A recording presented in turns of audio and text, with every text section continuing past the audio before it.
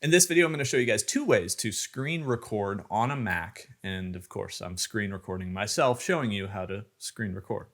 The first way is already installed on your Mac. It's to open up QuickTime. I like using Command Spacebar to bring up Spotlight Search. The magnifying glass is also in the upper right-hand corner. Start typing in QuickTime. It's going to pop up QuickTime Player. I can press Enter to open up QuickTime Player. You could also go to your applications to open it up. In the upper left-hand corner, we can drop down File and do New Screen Recording. Once that's opened up, look at this little dialog box down here at the bottom. There's actually a quicker way to get to this dialog box, pressing Shift Command 5. I actually covered all the different ways to screenshot on your Mac in a different video, so you can check that out in the link in the description. But that brings up this same dialog box where you can record the entire screen or you can record just a selected portion of the screen. So you don't have to record the entire screen if you're trying to show something very specific. In the options dropdown, you can change where this gets saved. This is the same spot that your screenshots and screen recordings will be saved. So everything will go to this same location. I created a screenshots folder. You can click other location and select the folder you want. You can also record your microphone audio. So if you select the correct microphone, in my case, it'd be Elgato Wave XLR. That's the audio that you hear right now. And then you have some other options like showing the mouse clicks. So we could click that and it'll probably do like a little bubble around your mouse click. Regardless, I'm gonna record the entire screen and then just press the record button right here. So that everything kind of gets out of the way. The one thing that tells you you're recording is in the upper part of your menu bar. There's a little icon right here. If I click on that, it actually stops the recording right away. So be careful not to click on that guy too quickly, but that's the recording. It's gonna come down here. I could click on it and it'll give me a few options, but if I hit done, it's gonna go straight to that screenshot folder. So that is one way to screen record. Now, the other way that I screen record is by using OBS or Open Broadcaster software. This is free for both Mac and PC, so it's a really nice piece of software. Once you download it, I'll leave a link for it in the description. You can then set it up to capture your display. Now, what you would do is create scenes down here on the left side. I can hit the plus icon and I could call this scene screen recording and I can hit OK. In your scene are going to be sources. So you can select what your screen recording, you can put in your webcam, you can put in your screen, you can put in your microphone, music, media files, everything in here. This really, you can do live streams out of here too. But if we just want to screen record, I would hit this plus icon and I would go to display capture. And then depending on the display, you can select what display you want. Right here, we're just naming it. So this one's display capture 3, hit OK. And then under here, you can select the display. So if you have multiple displays on here, you can just select which one you want to screen record. Make sure you're showing your cursor. I wouldn't crop it. You could always do that later and then hit OK. Now my display is larger than my canvas here in Open Broadcaster software. So what I need to do is fit this. So I can right click on this. This is kind of like my preview window. Go down to transform and then I can go to fit to screen. Now I also want to make sure that I am recording in at least 1920 by 1080. So I would go down to settings.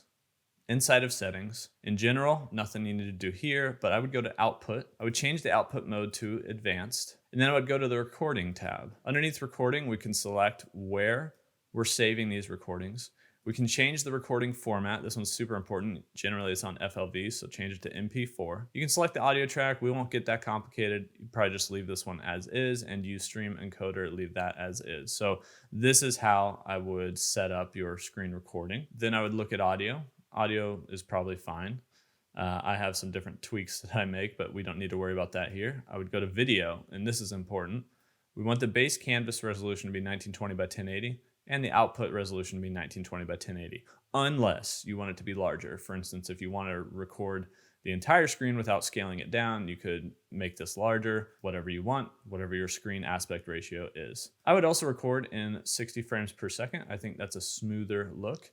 But once you have that set up, you're pretty much good to go, and I can hit OK. Now, I don't have my microphone in here. It's just the display capture. So I would also add another source, an audio input capture. And this audio input capture, once I name it, I can just select. For me, it's Elgato Wave XLR. It could be built-in microphone or any USB microphone you have. Hit OK. And now we have the audio and the display capture. And we can see the audio here in our audio mixer. that as I'm talking, you can actually see that audio moving because this is set to the correct microphone. If it's not set to the correct microphone, you might need to go back into this, hit properties, and change that. Also, if you have double audio here, like if your mic that's already on every scene is set up to be that same audio source, then you're going to have kind of a double audio thing going on. So you want to make sure those are different. You can set that mic audio in your settings. So technically, if you wanted to, you could set it to be whatever your USB microphone is and hit OK. See, now both of them are going like this. I tell you what, though, what I like to do is just keep this as built in or off, and I like to add in and have more control over what my audio sources are. So for me, I would probably just go to default with that and make sure they're not both bumping up. Then I might go into settings, go back to audio, and instead of default, I might even disable it or do built-in microphone and mute it or something like that. But there's different ways you can play with this. The way I have it set up right now, you actually don't even need this input capture, but sometimes your microphone is like on the built-in, so you could always mute it here. And you could also go into your advanced audio properties just by clicking this and then go into advanced audio properties. And you could look here and make sure everything is tracking correctly. You could turn things on or off, adjust the volume, anything like that. So all of that is available here in OBS. And once you have that going, you can just hit start recording. And it's going to be recording your screen here. And then obviously we have the recording of the recording of the recording of the recording window here. But once you click off or you minimize this, you're going to be recording whatever it is that you're looking at. Once you're done, you go back to OBS, open it up, hit stop recording, and that's going to save. And it says it right here at the bottom, recording saved to my desktop recordings, yada, yada. So then I could go and grab that recording. Anyway, that is two different ways to screen record here on your Mac that I use. There's lots of other programs and software out there, but these are two free ways to screen record.